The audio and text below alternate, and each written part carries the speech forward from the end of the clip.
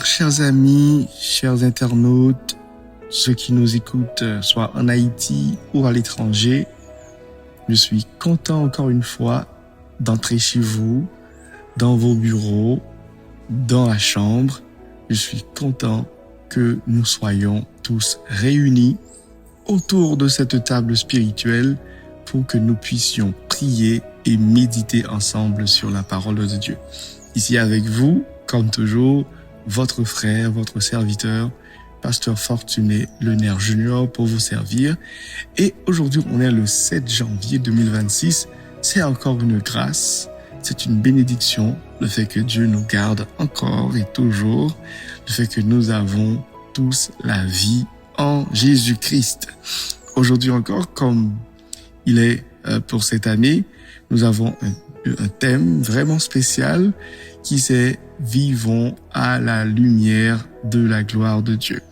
Thème tiré du texte de Corinthiens chapitre 3, le verset 18, qui dit « Nous tous qui, le visage découvert, contemplons comme dans un miroir la gloire du Seigneur, nous sommes transformés en la même image, de gloire en gloire, comme par le Seigneur l'Esprit. » Il y a plusieurs autres textes qu'on peut prendre pour parler de la gloire de Dieu, puisque cette année, le grand sujet, c'est la gloire de Dieu.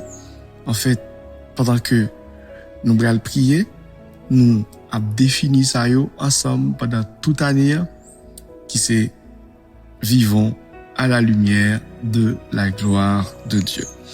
Avant nous aller plus loin, je voulais prendre un petit temps pour nous la prière ensemble. Je vais inviter quel que soit côté, on va incliner pour nous capables à l'écoute de bon Dieu ensemble dans la prière. Inclinons-nous pour la prière.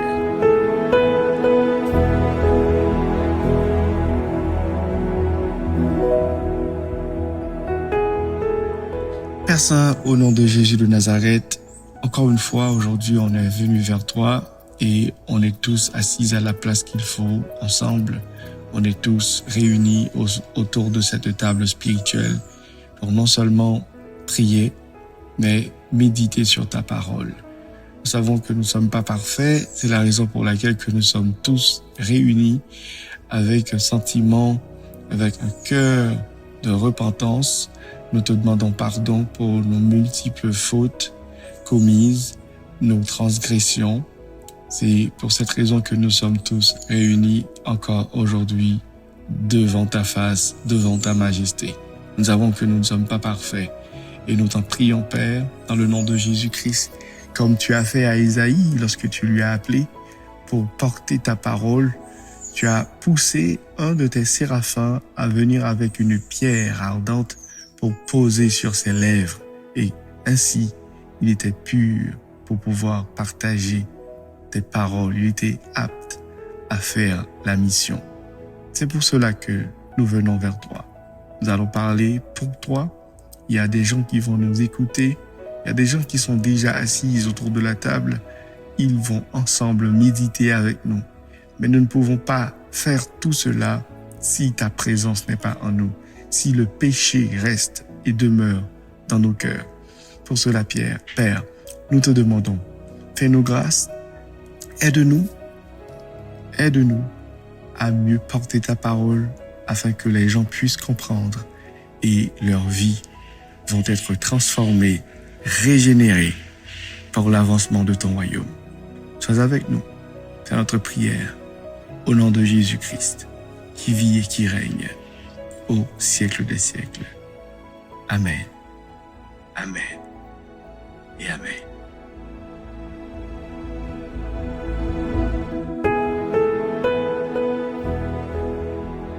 L'année de la mort du roi Osias, je vis le Seigneur assis sur un trône très élevé, et les pans de sa robe remplissaient le temple. Des séraphins se tenaient au-dessus de lui. Ils avaient chacun 6 ailes, 2 dont ils se couvraient la face, 2 dont ils se couvraient les pieds, et 2 dont ils se servaient pour voler. Ils criaient l'un à l'autre et disaient « Saint, Saint, Saint est l'Éternel des armées, toute la terre est pleine de sa gloire. » Les portes furent ébranlées dans leurs fondements par la voix qui retentissait, et la maison se remplit de fumée. Alors je dis, malheur à moi, je suis perdu, car je suis un homme dont les lèvres sont impures. J'habite au milieu d'un peuple dont les lèvres sont impures, et mes yeux ont vu le roi, l'Éternel des armées. Mais l'un des séraphins vola vers moi, tenant à la main une pierre ardente qu'ils avaient prise sur l'autel avec des pincettes. Il en toucha ma bouche et dit ceci, « À toucher tes lèvres, ton iniquité est enlevée et ton péché est expié. » J'entendis la voix du Seigneur disant, « Qui enverrai-je et qui marchera pour nous ?» Et je répondis, « Me voici, envoie-moi. » Il dit alors, « Va et dis à ce peuple, vous entendrez et vous ne comprendrez point. Vous verrez et vous ne saisirez point. Rends insensible le cœur de ce peuple. Endurcis ses oreilles et bouche-lui les yeux. Pour qu'il ne voie point de ses yeux, n'entende point de ses oreilles, ne comprenne point de son cœur, ne se convertisse et ne soit point guéri. » Je dis, « Jusqu'à quand, Seigneur ?» Et il répondit, « Jusqu'à ce que les villes soient dévastées et privées d'habitants, jusqu'à ce qu'il n'y ait personne dans les maisons et que le pays soit ravagé par la solitude, jusqu'à ce que l'Éternel ait éloigné les hommes et que le pays devienne un immense désert. Et s'il y reste encore 1/10 des habitants, ils seront à leur tour anéantis, mais comme le térébinthe et le chêne conservent leur tronc, quand ils sont abattus, une sainte postérité renaîtra de ce peuple. » C'était la parole de Dieu que nous trouvons dans le livre d'Ésaïe chapitre 6, les 13 premiers versets. Que Dieu puisse bénir cette portion d'écriture pour l'édification commune de nos âmes.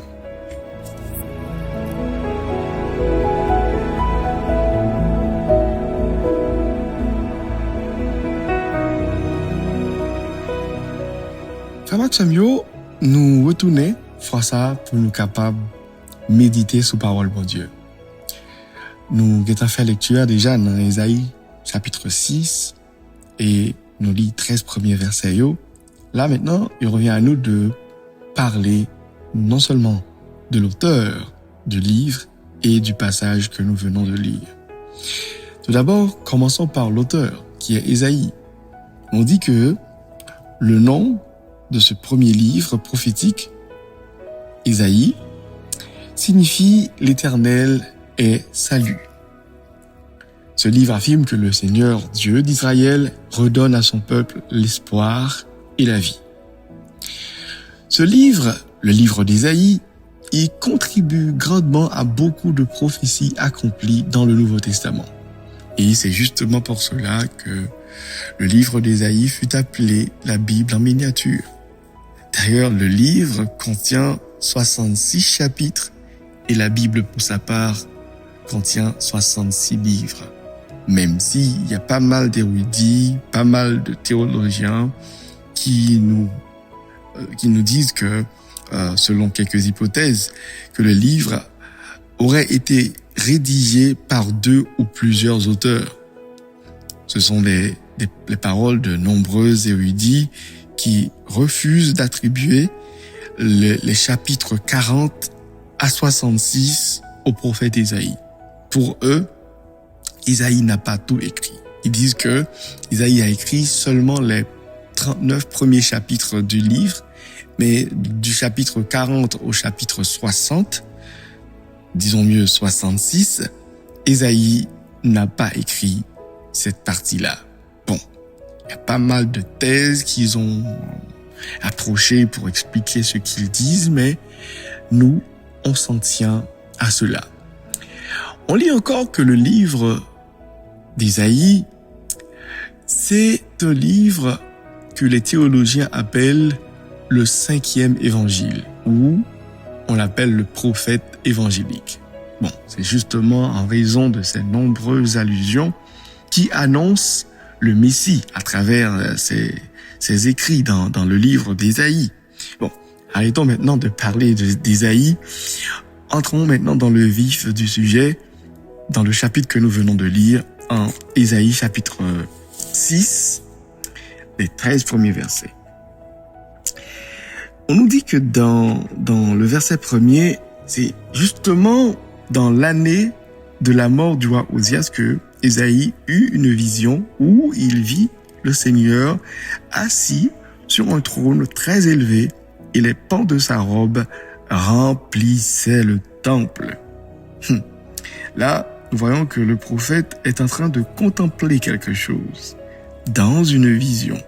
Il est en train de voir le roi des rois.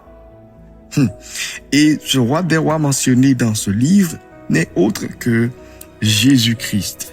Il y a un auteur qui a écrit dans un commentaire pour dire « Comme Jean sur l'île de Patmos, Ésaïe est ravi en esprit à apercevoir Adonai, le nom de Dieu comme Seigneur souverain sur toutes choses. » Et c'est évident que Ésaïe a pu voir le Seigneur sur son trône avec tous ces séraphins qui, dans leurs mains, tient des choses et avec plusieurs ailes, bien entendu. Et le nom séraphin vient du verbe hébreu saraph, qui veut dire brûler. Ça souligne la sainteté, la sainteté consumante de Dieu, comme dans notre Dieu, comme vous le savez très bien, notre Dieu est un feu dévorant et il y a pas mal de passages qui en fait allusion, comme Hébreux chapitre 12, verset 29, Deutéronome chapitre 4, le verset 24. Tous ces passages, ils font référence à notre Dieu comme étant un feu dévorant. Et vous avez vu ça, si vous lisez la Bible, quand Moïse a fait la rencontre de Dieu pour la première fois, c'était dans une buisson ardente. Il y avait un feu qui brûlait une buisson, mais le feu ne consumait pas le buisson en entier. C'était juste pour manifester sa présence. Le feu était exactement dans ce buisson et Moïse était devant et à travers le feu, il y avait une voix qui lui parlait. Vous connaissez très bien, mais pas la peine de retourner là-dessus. Ok. Maintenant, comme nous parlons des séraphins, on nous dit que ils avaient tous deux ailes dont ils servaient pour couvrir leur face, deux dont ils se couvraient les pieds, parce que peut-être l'endroit où, pas peut-être, c'était vrai, l'endroit où ils se tenaient était trop saint, et deux dont ils servaient pour voler. Tout, ils gagnaient 6 ailes. Et ils criaient tous l'un à l'autre, Saint, Saint, Saint est l'Éternel des armées, toute la terre est remplie de sa gloire. La vision produisit un profond sentiment de péché chez le prophète, et le prophète va dire au verset suivant, « Malheur à moi, je suis perdu, car je suis un homme dont les lèvres sont impures. J'habite au milieu d'un peuple dont les lèvres sont impures. Et mes yeux ont vu le roi, l'Éternel des armées. » Frères et sœurs, avant d'aller plus loin, permettez-moi de vous faire analyser quelques points importants. Si nous regardons bien, dans le texte là, n'a pas que Ésaïe dans vision là, la contempler en gloire que lui-même pour qu'on parle, il trouvait qu'il trop poli. D'ailleurs, il dit bien, il gardait le Seigneur qui chita sur un trône très, soulignez ça pour moi, très élevé. Et les pans de sa robe remplissaient le temple. Mais, écoutez, tellement espace côté bon Dieu à saint, tellement côté lié à son côté gloire là, c'est bagaille wololoy, même séraphin qui a servi dans l'espace là, gen zèle pour couvrir pied yo. Gen zèle pour couvrir face yo. Pour gloire là, oui. Et gen 2 ailes encore pour voler. So Esaïe, ouais, lui-même, il n'y a pas gen yon nan 2 sa yo. une dans 6 ailes ça yo. Mais il arrive ouais avec Dieu, on bagaille aussi extraordinaire que ça. Bon, peut-être, ça c'est moi qui le dis. Peut-être Esaïe avant de dormir, il te font bon la prière, mais il était dans une période de moment de jeûne, puis bon, dit ouais. Ou bien, nous pas connaît, ça la Bible pas dit, nous pas connaît même juste dit que peut-être Esaïe était dans un moment et il y a des gens qui connaissent vivre gloire bon Dieu comme ça. Pendant qu'ils sont dans la présence de bon Dieu, ils vivent gloire bon Dieu. Même moi connais des gens qui connaissent expliquer ça. Moi-même tout on l'aime vivre ça. Songez qu'on le ça qui arrive récemment, m'a chanté en musique sous chair et puis m'entendais accord musique là a jouer dans les oreilles moi. Et s'il vous plaît, le ça pas de musicien. L'église là pas de musicien du tout. C'est juste m'a chanté a cappella maintenant tête moi. Mettons donc dans les oreilles moi. Yo accord cap jouer. Tant que c'est un accompagnement qui sorti de l'ordinaire. Et nous finalement comprendre que moi, t'as vivre la gloire de Dieu pendant que m't'a chanté cantique là. Ça m'a dit, il n'est pas étrange pour un pile monde. C'est ça qui fait me prendre le risque pour me dire, peut-être, pour me pas dire que, c'est dans ta tête. Peut-être, ou fou. Non. Me dit parce que, quelqu'un me connaît, qui perce assez et qui comprendre ça. So, Esaïe trouvait que le pas en forme. Et là, avant même que les anges l'en viennent, Esaïe a dit ça. Et dans l'époque Esaïe t'a vécu là, politiquement parlant, Israël t'a bien passé. Mais spirituellement parlant, Israël t'a mal passé. Et c'était comme t'as dit, politiquement Israël était dans l'âge d'or, mais et spirituellement, Israël tombé dans la boue. OK? Et prophétie là vini exactement dans l'époque côté que bagarre a tous les mal, peut-être bon Dieu parlait en pile et puis finalement bon Dieu dit qu'on ça va faire moi besoin monde pour voyer. Isaïe va dire OK mais moi voyez. Et puis bon Dieu va dire va parler. Ou va dire pour moi. Yo gen pour yo entendre, yo pas comprendre. Yo gen pour yo ouais, mais yo pas saisir ça yo ouais. Ou va rendre que peuple ça insensible. Oh, regardons mission. Et comme si on parlait que yo endurci, oreilles yo endurci, bouche yo, yeux yo pas ouais vraiment. Et frères et sœurs, vous savez très bien, prophétie ça, il va le répéter dans le Nouveau Testament. Et il va le répéter à même 2 reprises. Il va le répéter dans Matthieu chapitre 13, les versets 13 à 15, et prophétie ça à tout, il va le répéter dans Jean, chapitre 12, versets 39 à 41. Dans tous les 2 passages ça dans le Nouveau Testament, c'est presque même bagaille là. Il y a ouais. Il va comprendre, ça y est. OK? Il y a cœur à pendu aussi, oreilles yo, il y a attendez mais on pas comprendre. So, c'est pour montrer que go niveau on moun rive, go niveau on moun descend, bon Dieu a livré. Et du coup, bon Dieu a parlé avec un peuple que li est d'accord livré. Bon Dieu faut Esaïe a parlé avec un peuple que li pas dans sec encore. Et tout ba en prophétie qui va aller non temps très futur que yo même yo beaucoup même vivre. Et c'est là ça, Esaïe a tout commencé à prophétiser déportation peuple ça à Babylone, mais malheureusement, époque là, il pas de comprendre parce que l'Éternel est clair pour dire comme ça que Esaïe pose des questions pour dire jusqu'à quand Seigneur? Et puis l'Éternel va dire jusqu'à ce que les villes soient dévastées et privées d'habitants. Jusqu'à ce qu'il n'y ait personne dans les maisons et que le pays soit ravagé par la solitude. Jusqu'à ce que l'Éternel ait éloigné les hommes et que le pays devienne un immense désert. Ça, c'est le jugement de Dieu. Et dans les évangiles que je viens de mentionner tout à l'heure, en Matthieu chapitre 13, les versets 13 à 15, et en Jean chapitre 12, les versets 39 à 41, tout passage ça yo, avant Jésus-Christ mentionné yo, qui déjà fait et approche déjà dans Isaïe, c'est une parabole Jésus. Et laissez-moi vous rappeler quelque chose. À chaque fois nous Christ a parlé en parabole, al regarder chapitre avant yo, on fait côté la PC expliquer moun hier, puisque peuple va l'étendre, il commençait à parler en parabole. D'où parabole c'était un jugement.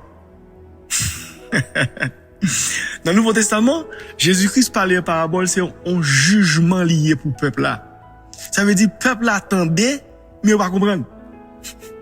Qui c'est parabole semeur, qui c'est parabole n'est qu'à construire et cailler sous sable. Quelle que soit parabole que ou tendez qui évoque dans le Nouveau Testament, son jugement lié. Amen. Donc, Esaïe bral fait travail ça lui-même, mais prophétie lui bral fait pour tout dit peuple ça, nous on bail. Mais c'est dit dans sens ça vite. Et livrez-nous à cause que cœur nous li endurci. Et vous connaissez, je crois que c'est dans Jean chapitre 12. Vous connaissez des gens qui étaient quoi dans Jésus, mais faute pour gros pharisiens puis gros passer yo pas jeter yo dans synagogue yo fait comme si on reprendre ça Jésus a fait. Des gens comme ça l'église réaction yo. Yo comprennent gloire bon Dieu, yo comprennent présence bon Dieu, yo comprennent que bon Dieu parle. Mais comme gros équipe gros l'autre poteau l'église là qui te gen une logique. Pour yo mettre toujours dans sec moun parce que c'est qui moun pour yo moun c'est moun qui peut faire yo moun. Yo mettez yo dans sec moun pour yo ka moun et bien yo obligé adhérer avec conception ou bien rudiment ancien que yo te gen, yo refuser rejeter pour yo accepter ça qui vrai. Y a moun comme ça. Y a moun là thème n'a parlé de gloire là. Son bail farfelu, son bail jouet lié pour dire. Pas même ça pas même river, ça pas même porter la équivoque même non. Donc frère Maxime yo, moi m'avoir nous besoin conscient que nous avons un travail important pour nous faire.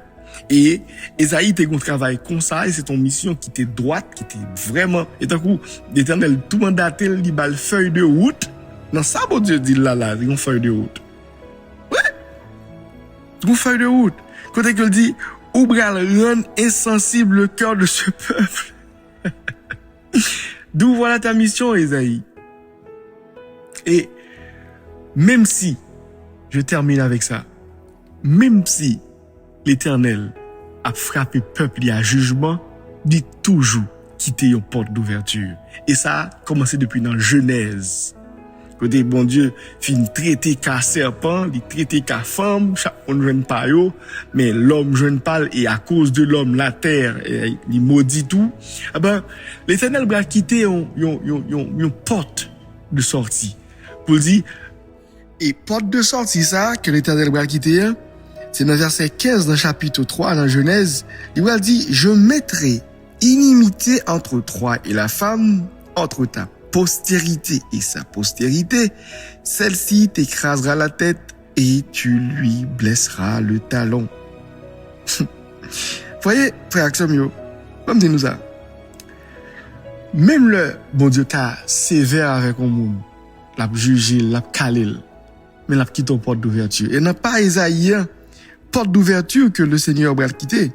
C'est que l'Éternel va dit, Esaïe, dans le dernier verset, dans chapitre 6, le verset 13, pour dire, et si il reste encore 1/10 des habitants, ils seront à leur tour anéantis. Attendez, oui. Il dit, mais comme le téribinthe et le chêne conservent leur tronc quand ils sont abattus, regardez pour voir. Il dit, une sainte postérité renaîtra de ce peuple. Amen. Toujours un faible reste. Bon Dieu a toujours choisi grain héros, grain héroïne pour faire lever en dignité. Et m'a dit ça, je dis, l'heure de ta gloire arrive.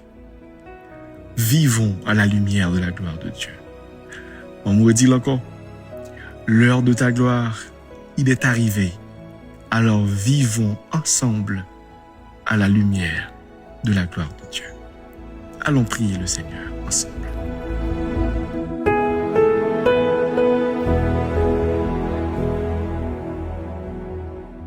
Bon papa, nous qui sommes dans le ciel là, encore une fois, nous avançons devant. Oui, Nous chita autour de cette table spirituelle et spirituellement nous sommes tous assis et nous toutes nous chita, nous contemplé gloire. Gloire que l'apôtre Paul nous dit de contempler dans 2 Corinthiens chapitre 3, le verset 18. Il nous demande de contempler cette gloire comme dans un miroir, la gloire du Seigneur. Et nous sommes transformés en cette même image. Nous savons que si nous passons plus de temps en présence, c'est sûr que nous vivons gloire, nous contemplons gloire et nous pour nous vivre à la lumière de ta gloire. Appel ou pour nous, ou nous, c'est pour nous vivre, pour nous faire gloire, non manifester. Seigneur, nous pas jamais qu'à atteindre dimension ça, si travail là parfait dans nous. C'est ça que même Jean avec Isaïe, nous conscients que lève nous impurs. Nous conscients que nous vivons dans une équipe barbare, équipe qui a fait des bagailles qui pensaient que c'est normal pour faire.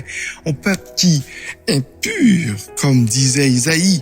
Mon Père, nous te demandons dans le nom précieux de ton Fils Jésus-Christ de venir comme tu as fait avec Isaïe, de prendre un séraphin et de lui donner une pierre ardente et de placer cette pierre dans notre cœur, dans nos pensées, dans notre bouche, afin que nos cœurs, nos pensées, nos oreilles, notre vie, notre corps soient transformés, soient changés et que nous capables de gagner possibilité pour nous avancer vers ton peuple, vers Haïti, pour nous bailler la parole là, pour nous faire ouais que nous-mêmes nous vivons à la lumière de ta gloire, pour nous dire que l'homme a été créé pour la gloire de Dieu et nous devons vivre à la lumière de la gloire de Dieu. Père, assistez-nous, purifie-nous. C'est seulement dans ta présence nous pouvons trouver cette perfection, cette purification. Et si nous voulons vraiment vivre dimension gloire, nous avons besoin de débarrasser de tout ça qui paraît mal, pas bien dans nous. Avec nous, papa, et nous remettons la vie nous. Et nous remettons la vie chaque chorale qui fait partie du ministère de Christ.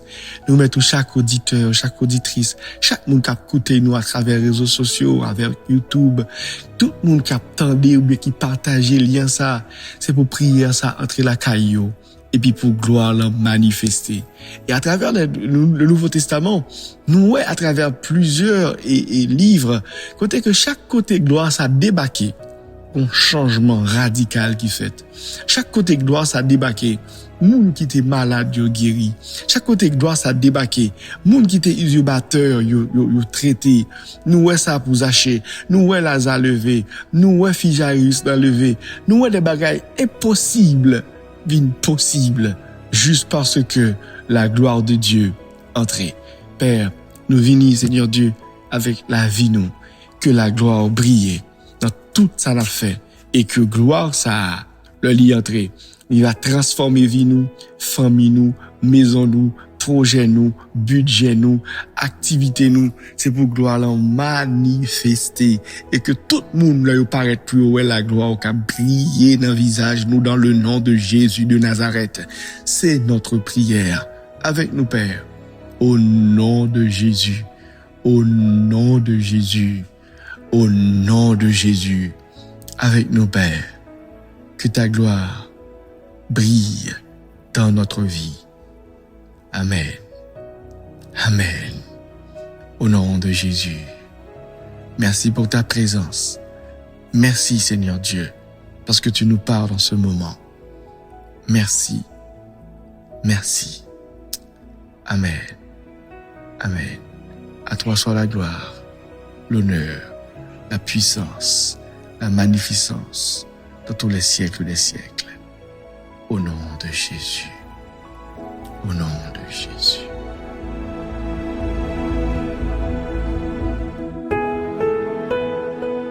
Ah ben, chers amis, frères, nous t'es contents avec vous, quel que soit par canal ou t'attendez nous, que ce soit avec groupe ministère Yona Christ, ou bien yon monde qui t'est partagé là avec vous, via avec lien Facebook ou bien YouTube. Nous t'es contents pour nous théâtre la caillou, pour nous te porter petit moment ça pour vous. Nous espérons que vous t'es béni. Et nous allons voir encore demain, si Dieu veut, pour nous passer notre moment béni, dans la présence de mon Dieu, dans la prière et la méditation. Moi, je vous laisse. C'était votre frère Fortuné Lenaire Junior pour la chorale Voice of God et pour le ministère Yodna Chris. Bye bye. À très bientôt.